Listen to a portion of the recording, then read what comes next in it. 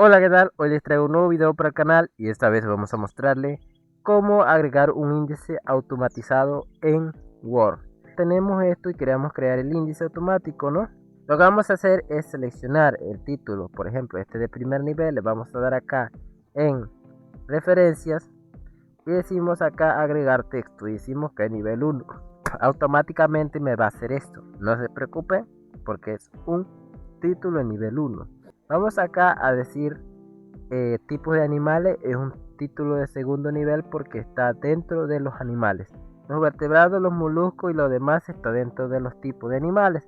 Así que es un título de nivel 3. Así que si yo le doy aquí a los animales y le doy a esta barrita, me va a ocultar todo lo que está dentro de ella. Luego tenemos la otra parte que saca de las plantas y va a ocultar todo el texto que esté incluido como texto de que habla sobre las plantas. Bien, si yo me voy al título de segundo nivel, no va a ocultar lo primero porque pertenece al primer nivel, pero me va a ocultar el resto. Ahora bien, ya está hecho esto, lo que tendremos que hacer es, ya está pues el texto, solo crear el índice.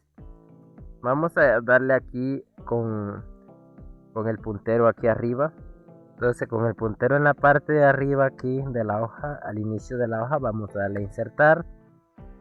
Vamos a referencias, decimos tabla de contenido, le damos a la parte de aquí donde está la flechita, decimos tabla automática.